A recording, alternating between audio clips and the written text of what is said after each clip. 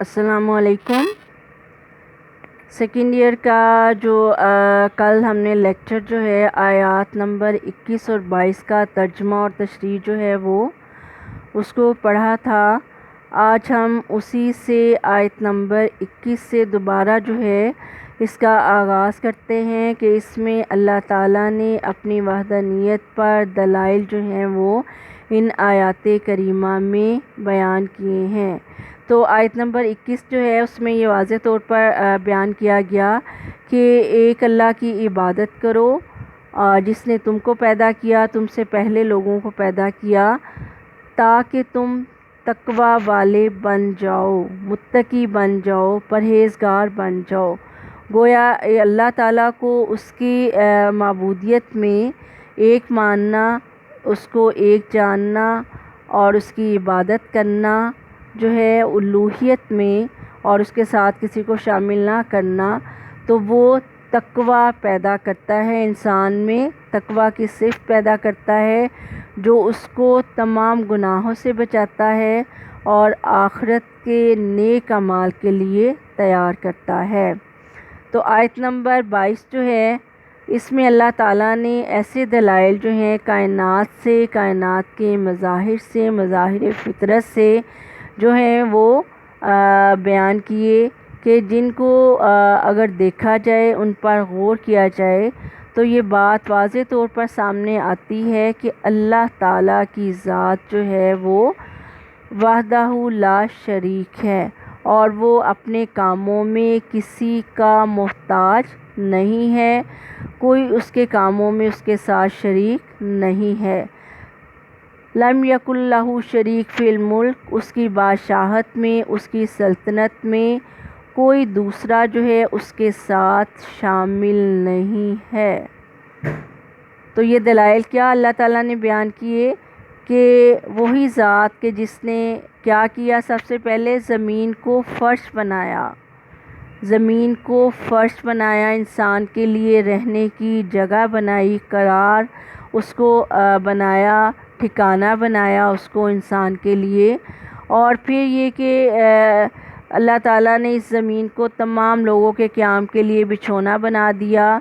ज़मीन के नीचे पानी है, ऊपर इसके हवा है, और अल्लाह ताला ने ज़मीन को तवाज़ुन के तौर पर कायम रखने के लिए इसमें पहाड़ों की मीहें गाड़ दी ताकि इब्ने आदम सुकून से इस पर चल सके, फिर सके।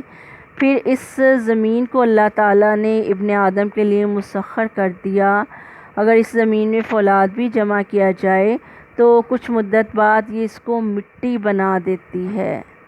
जब इंसान इसमें एक दाना दफन करता है तो इसको मिट्टी बनाने की बजाय गुलजार बना देती है, और इंसान की अमानत कई दानों में, अनाज की सूरत में, गल्ले की सूरत में, फलों की सूरत में, फूलों की सूरत में, दरख्तों की सूरत में उनको वापस करने की पाबंद है। फिर अल्लाह ताला इस ज़मीन से तरह तरह की नबातात जो है वो उगाता है अपने बंदों के लिए, आसमान से बारिश बरसाता है, और फिर इस बारिश के ज़रिए अल्लाह ताला जो है लहलहाती खेतों में, फसलों में तरह तरह के अनाज उगाता है, जिसको खा के इंसान जो है अपनी खुराक जो है उसको पूरा करता है और जानवरों के चारे के तौर पर इनको इस्तेमाल करता है।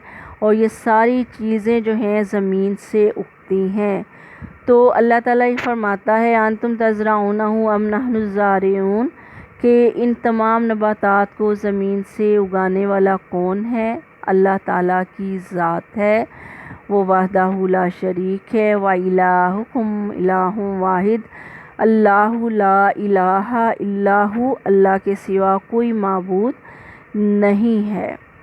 और फिर ज़मीन में जो पहाड़ जो हैं नज़र आते हैं कि अल्लाह ताला ने किस तरह ज़मीन के तवाज़ुन को बरकरार रखने के लिए इसमें इतने बड़े बड़े पहाड़ जो हैं वो कायम कर दिए, और इसमें जो समंदर है, इसके नीचे जो पानी है, तो ये तमाम चीज़ें जो हैं ये किसी इंसान के बस की बात नहीं है। तो अगर ज़मीन पर गौर किया जाए, इसकी नबातात पर गौर किया जाए, इंसान के क़याम पर गौर किया जाए, انسان کے قیام پر غور کیا جائے تو یہ بات سمجھ آتی ہے کہ اللہ تعالیٰ وحدہ لا شریک ہے، کوئی اس کے ساتھ شامل نہیں ہے، وہ اپنی معبودیت میں اکیلا وحدہ لا شریک ہے۔ تو زمین میں اگنے والا ایک ایک دانہ جو ہے اللہ تعالیٰ کی وحدانیت پر دلالت کرتا ہے۔ کوئی انسان جو ہے اس کے کہنے سے کوئی چیز نہیں اگ سکتی جب تک کہ اللہ کا حکم نہ ہو۔ پھر اللہ تعالیٰ نے اپنی انسانیت کے لیے خوراک کے طور پر، پھلوں کے طور پر رزق جو ہے اسی زمین سے نکالا، جس کو وہ کھاتا بھی ہے اور اس کے ذریعے وہ کماتا بھی ہے، اور پھر جانوروں کی خوراک بھی یہیں سے حاصل کرتا ہے۔ پھر اللہ تعالیٰ نے آسمان کو جو ہے وہ چھت بنایا۔ آسمان کو، اتنے بڑے آسمان کو انسان کے لیے چھت کے طور پر اللہ تعالیٰ نے انسانیت کے لیے بنا دیا کہ وہ اس کے نیچے جو ہے وہ سکون سے زندگی بسر کر سکے۔ دھوپ کے لیے اللہ تعالیٰ نے سورج کو حرارت کے لیے پیدا کیا، رات کو ٹھنڈک کے لیے آسمان پہ طرح طرح کے ستارے، تارے اور کہکشائیں جو ہیں آسمان میں بنائیں، اور چاند جو ہے انسان کی رات میں روشنی کے لیے بنایا، رات کو آرام کے لیے بنایا۔ تو یہ تمام چیزیں، اور پھر آسمان کے وسیع و عریض آسمان پہ غور کیا جائے تو یہ کس طرح سے بغیر ستونوں کے کھڑا ہے، اور کوئی عمارت جو ہے دنیا میں بغیر ستونوں کے نہیں قائم رہ سکتی۔ تو غور کیا جائے تو یہی بات سامنے آتی ہے کہ اللہ تعالیٰ کی ذات ہے جس نے اتنی وسیع و عریض آسمان کو بغیر ستونوں کے کھڑا کر دیا، اور اس میں کوئی شگاف، کوئی تغیر و تبدل جو ہے وہ واقع نہیں ہوا۔ آسمان کی چھت کو چاند اور ستاروں سے، کہکشاؤں سے مزین کر دیا۔ جب رات کی تاریکی پھیل جائے تو یہ انسان چاند اور تاروں کی روشنی میں جو ہے اپنی رات جو ہے وہ گزار سکے، اپنے راستے کا تعین کر سکے، اور پھر ایسے اس پر روشن ستارے اور چراغ جو ہیں وہ بنا دیے جو کبھی بھی، جن کی روشنی ختم نہیں ہوگی۔ تو کیا یہ کسی انسان کی، کسی مخلوق کی تخلیق ہے؟ ہرگز ایسا نہیں ہے۔ یہ آسمان اللہ کے حکم سے کھڑا ہے انسانیت کے لیے چھت کے طور پر، اور اس میں چمکنے والے ستارے، کہکشائیں اور دیگر جتنے بھی سیارے ہیں یہ اللہ کے حکم سے کھڑے ہیں۔ اور یہ چیزیں بھی کس چیز پر دلالت کرتی ہیں؟ اللہ تعالیٰ کی وحدانیت پر۔ وہ اپنی تخلیق میں وحدہ لا شریک ہے۔ آسمان زمین کا پیدا کرنا کسی مخلوق کے بس کی بات نہیں ہے۔ تو پھر یہی جو ہے وہ مقصد نظر آتا ہے کہ انسان ان تمام اللہ تعالیٰ کے شاہکار چیزوں پر، مظاہر فطرت پر غور کرتے ہوئے اللہ تعالیٰ کی وحدانیت کو جو ہے اس پر مکمل ایمان رکھے، اور پھر اللہ تعالیٰ کی بندگی میں اور اللہ تعالیٰ کی عبادت میں کسی کو اس کے ساتھ شامل نہ ٹھہرائے۔ جو اللہ تخلیق کر سکتا ہے وہ کچھ بھی کسی انسان کے اختیار میں نہیں۔ اور پھر کفار کو بھی کہا گیا کہ یہ تو مکھی کا جو ہے اس کو پر بنانا یا مکھی کو بنانا تو بڑی دور کی بات ہے، یہ اس کو اللہ تعالیٰ کے حکم کے بغیر اڑا بھی نہیں سکتے اگر یہ کسی چیز پر بیٹھ جائے۔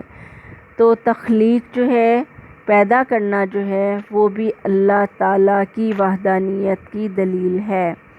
اور پھر اللہ تعالیٰ نے آسمان سے زمین کو پیدا کیا، آسمان کو کھڑا کیا، اور پھر آسمان سے اللہ تعالیٰ نے پانی کو نازل کیا، زمین کو مسخر کیا اس کی مردہ کھیتی کے لیے۔ آسمان دنیا سے زندگی بخش قطرے جو ہیں آسمان سے برسائے، جو مردہ زمین میں زندگی پیدا کرتے ہیں۔ یہ بادلوں کے قافلے آسمان جو ہے اس پر ہمیشہ رواں دواں رہتے ہیں۔ اور پھر مردہ کھیتی سے اللہ تعالیٰ انسان کے لیے پھل، سبزیاں اور دیگر غذائیں پیدا کرتے ہیں جو انسان بطور غذا جو ہے استعمال کرتا ہے۔ اور پھر یہ لاکھوں ٹن بادل جو آسمان اور زمین کے درمیان معلق رہتے ہیں، تو یہ کس کے حکم سے؟ اللہ تعالیٰ کے حکم سے۔ اور ان میں کتنا پانی ہوتا ہے، اور جہاں اللہ تعالیٰ چاہتا ہے اپنے حکم سے ان کو برساتا ہے۔ تو ان تمام انعامات خداوندی پر غور کیا جائے تو پھر اللہ تعالیٰ اپنی بندوں سے اسی چیز کا تقاضا کرتا ہے کہ فَلَا تَجْعَلُوا لِلَّهِ اندادا، کہ پھر اس کا کوئی شریک نہ بناؤ۔ اللہ ہی پیدا کرنے والا ہے، اللہ ہی آسمان اور زمین کا پیدا کرنے والا ہے، انسانوں کی تخلیق کرنے والا ہے، آسمان سے پانی برسانے والا ہے۔ آسمان اور زمین پر جتنی بھی نعمتیں ہیں، جتنی بھی مخلوقات ہیں، وہ صرف اللہ ہی نے پیدا کی ہیں۔